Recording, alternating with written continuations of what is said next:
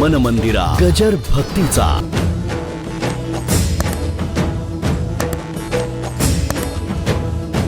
न बघता जी केली ती टिकली. अगदी गुणाला गुण, गुणाला गुण, गुणाला गुण. ते काय झालं होतं, गुण जमले होते पण अवगुण इतके होते.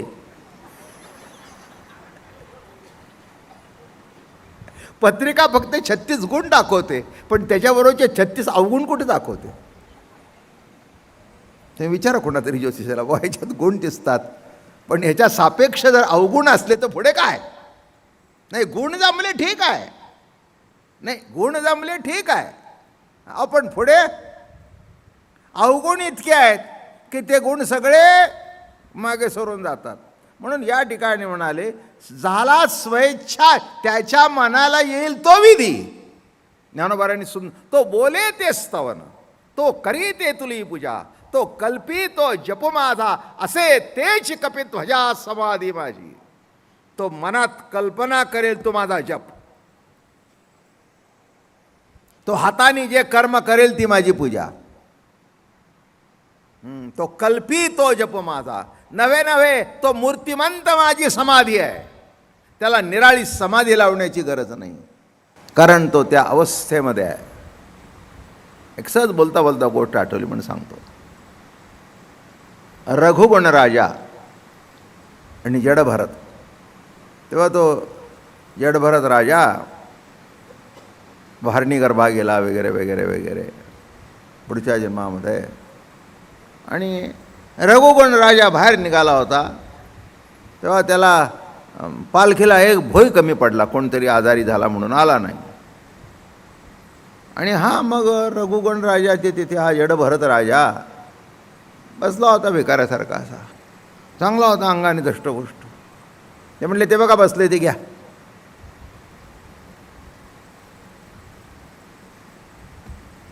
त्याला उठवलं आणि खांद्याला लावला, घेतला. नाही म्हणला नाही, घेतला. असा चालू लागला, असा चालू लागला, असा चालू लागला, असा चालू लागला. टेचकोळ लागला, काय रे नीट चालता येत नाही का. ते तिघं म्हणले, सरकार आम्ही नीट चालतोय, हा जो नवीन गडी लावलाय तो काही नीट चालत नाही. सांगा त्याला चापकाने फोडून काढीन, भेड्या ठोकीन. झालं, पुन्हा चाललं, पुन्हा इसके बसले. खाली उतरवणे, काय समजतोच म्हणाले. बेड्या ठोकीन, तुरुंगात टाकीन, काळकोठीमध्ये टाकीन. ते म्हणले, कोणाला बंधन करशील. माझ्या देहाला ना, मला नाही. तू माझ्या पायाला बेडे घालशील, मला नाही. मला बांधून ठेवशील, माझ्या देहाला बांधशील, पण मला नाही. फटके मारशील पण अंगाला, मला नाही. तो खाली उचलला, म्हणले, महाराज तुम्ही कोण हो. तुला जे कळलं असेल ते आहे म्हणले. तुला जे कळलं असेल ते मी आहे. कुणाला बंधन करतोस. मग कळलं, अरे हे साधी व्यक्ती नाही आहे, हा जडभरत राजा आहे, महान तपस्वी आहे. ज्या त्या हे भरतवर्ष ओळखलं जातं की नाही. तपश्चर्या करत होता पण हरणीचं पिल्लू सापडलं. ती बाळण झाली, ती पळत गेली, घाबरली, ते सांभाळलं. मरताना वाटलं त्याचं कसं होईल, त्याचं कसं होईल, त्याचं कसं होईल. झालं. म्हणून मला एक सांगायचं आहे, तुम्हाला जर मनुष्य जन्माला यायचं असेल तर जाताना मुलांची काळजी करून जा, म्हणजे पुन्हा त्यांच्याच तिथेला. माझी थेरीच उलटी आहे सगळी. नाही, जडभरत राजा हरणी गर्भा गेला, हरणाचं स्मरण झालं तर हरणाच्या गर्भाला, मग मुलाबाळांचं स्मरण झालं तर मनुष्य जन्म का प्राप्त होणार नाही. अहो थेरी सोडून, गणित त्यानं सोडून मला उगीच आपलं काहीतरी डोक्यात घालून बसायचं, काय नाही काही नाही. म्हणून इथे तो आमकी करतो पूजा ते नाही, तो करील ती पूजा आहे. म्हणून कसं म्हणतात बघा, झाली स्वेच्छाची विधी. त्याची स्वइच्छेमध्ये जे प्रगट होईल तो त्याचा विधी आहे. तिथे विधिनिषेध हा प्रश्नच नाही आहे. उजवा पाय ठेवा,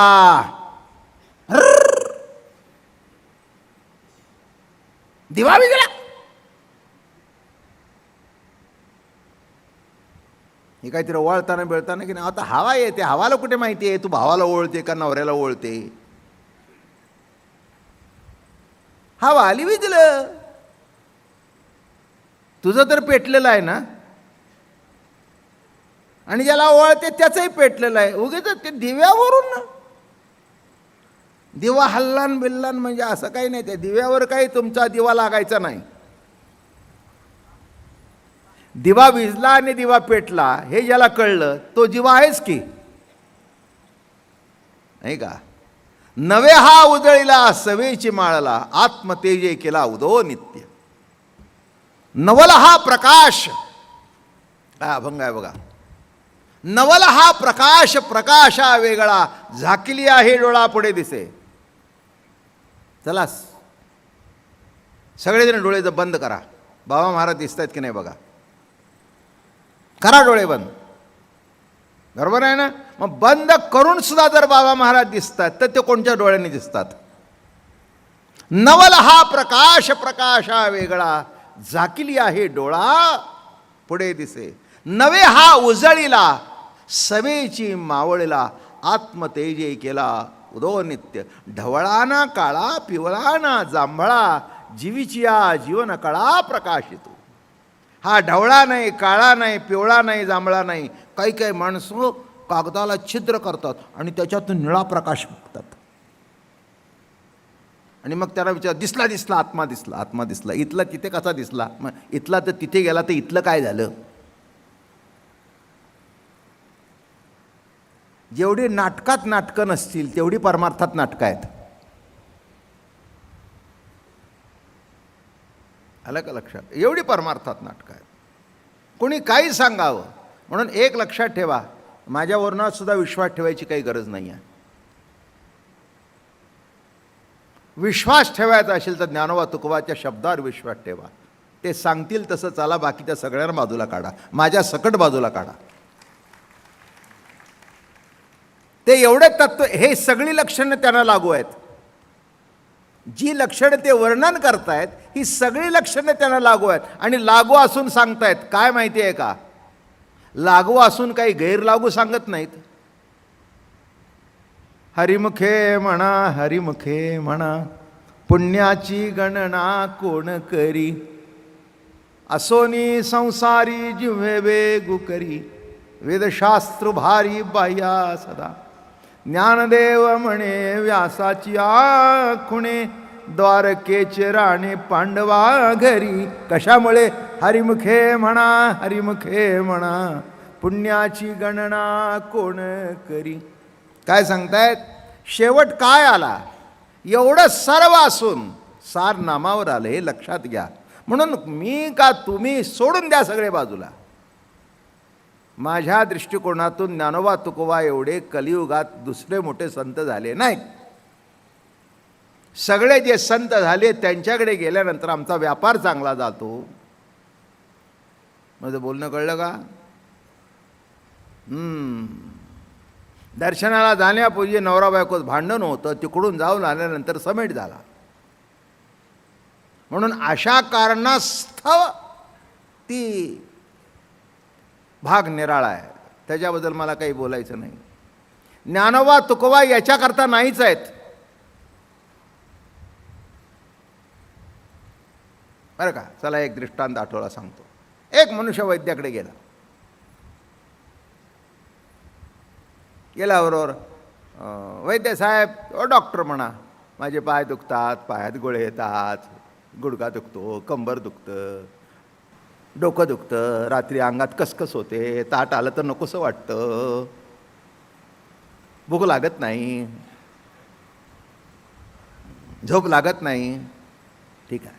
मग त्यांनी आपली एक 3 पुड्या घ्या सकाळ संध्याकाळी. हो म्हणले, मी इतके रोग सांगितले नाही, 3च पुड्या.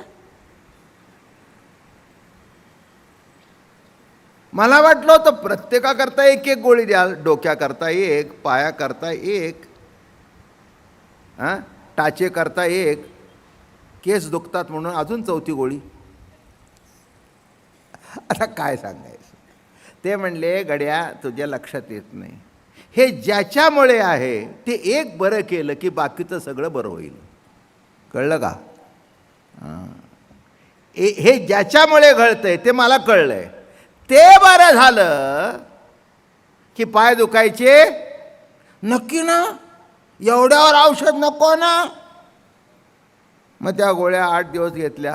अहो म्हणलं बरं वाटायला लागलं. अहो म्हणले काय आहे, सगळ्याकरता औषध द्यायचं नसतं, ज्याच्यामुळे घडलं त्याच्याकरता औषध द्यायचं असतं.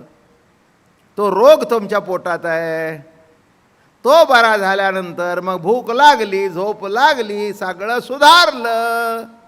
तसं नीट लक्षात ठेवा, जिथे रोग आहे तिथेच उपाय करा. तुमचं कसं घडतंय, आमचे दादा महाराज म्हणायचे, रोग रेड्याला आणि डाक पखालीला. पखाल सुद्धा तुम्हाला आता मला वाटतं म्युझियममध्ये बघायला जायला पाहिजे.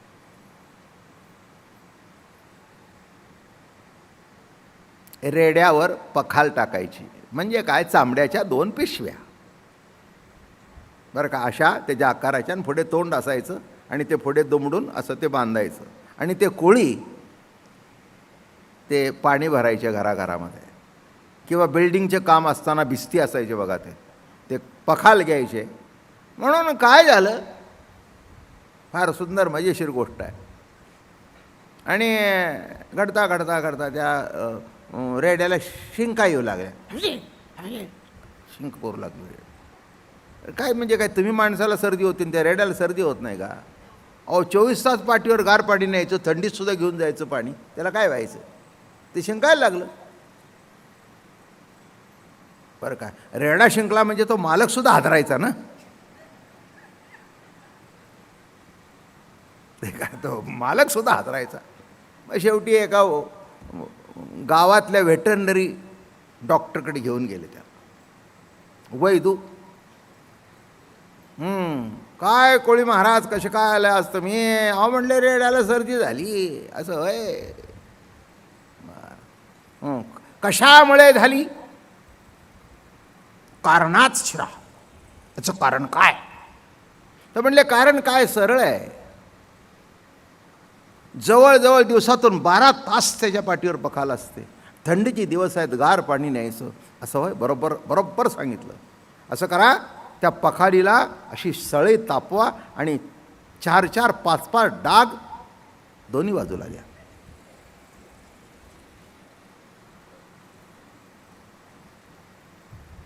ते कोळी येड, त्याने तापवलं आणि 4-4 बरं, ते कातडा असल्या कारणाने जळलेलं दिसलंही नाही. गेल्या.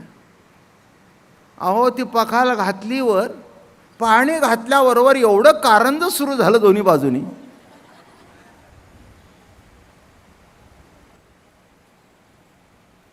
काय म्हणलं, अहो काय झालं, रस्त्यात कुणीतरी भेटला काय? अहो म्हणले त्यांनी असा सांगितलं. येडायच का म्हणले? अरे रोग रेड्याला आहे, पखालीला नाही. नाही, तुम्हाला नीट कळलं का?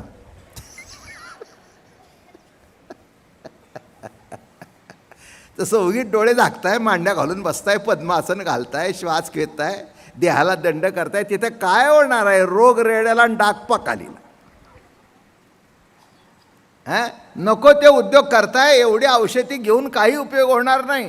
संत भेटले पाहिजेत बरं का. संत भेटल्यानंतर निजात्मनगरी उणी धडपडा, वैद्य आलो गा तुमची या गावा. असे औषधं आणली बास. ब्रह्मरस येई काढा, जेणे पिढा वारेल, पथ्य नाम विठोब्बाचे, अणिक वाचे नसेवी, भवरोगाईसा जाय, अणिक काय क्षुल्लके. तुका म्हणे नुपदे दोष, पण करा गोषानंदे. मग आता काय, अशा अवस्थेतले जे महात्मे आहेत ते आमका विधिनिषेध हा प्रश्नच नाही आहे. तुम्ही नको ते करायला जाताय, त्या विधिनिषेधात इतके अडकलाय. आता पाल काही वेळ अंगावर पडते. डाव्या बाजूला पडली का उजव्या बाजूला पडली? तुम्ही ते मी वाचलं हे सगळं, ते पंचांगात काढून बघितलं. डाव्या बाजूला काय, उजव्या बाजूला काय, तुम्ही अमकं काय तमकं काय. आता काय पालेला काय माहिती आहे. तुम्ही शुकशुक करता, तिचा पाय घसरला विचारीचा, ती काय करणार. तुमचा घसरतो तो तिचा घसरला तर काय.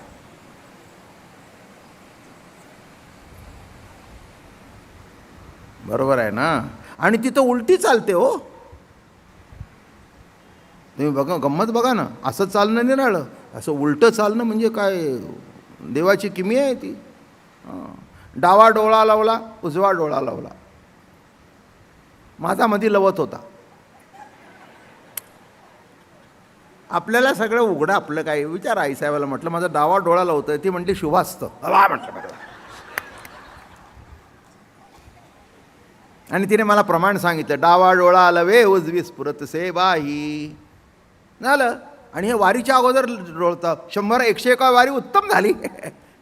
डावा डोळा लावलेलं चांगलं असतं, लावू द्या तुमचा सुद्धा. काय अभंगात दिले, डावा डोळा लवे उजवी स्फुरत से बाही. हां, गरुडावर माझा, बरोबर आहे, डावा डोळा लावला. हे तेवढ्या पुरतं आहे का. कुठेतरी शरीराचा काहीतरी प्रॉब्लेम असतो, कुठेतरी काहीतरी होतं, लावतं एवढं. ह्याच्यापेक्षा काय. अहो, एकाला जे परमार्थ आहे ते दुसऱ्याला परमार्थ नाही. एकाला एक गोष्ट चांगली आहे तर दुसऱ्याला दुसरी गोष्ट चांगली नाही. वारकरी संप्रदायात दारू पिणं वाईट आहे. ख्रिश्चन धर्मामध्ये मास करत असताना ते नैवेद्य दाखवतात वाईनचा. ही वस्तुस्थिती आहे. मग आता त्यांना तुम्ही शिकवायला जा, नाही का. बळी दिलं तुम्हाला निषिद्ध आहे, इथे कुर्बानी. बरोबर आहे ना. हां, मग त्याला करण्याकरता त्याला ते लोणी बिणे खायला घालतात, बकरी देते तेव्हा. मग दुसरे म्हणतील हे चुकीचं आहे, आपण म्हणून चुकीचं आहे. ते म्हणतील तुम्ही शिकवणारे कोण, आमची परंपरा ही आहे. माझं बोलणं कळलं का. काय चांगलं, काय वाईट, काय खरं, काय खोटं, म्हणून सगळं जग विधिनिषेधात अडकलंय. मन मंदिरा गजर भक्तीचा.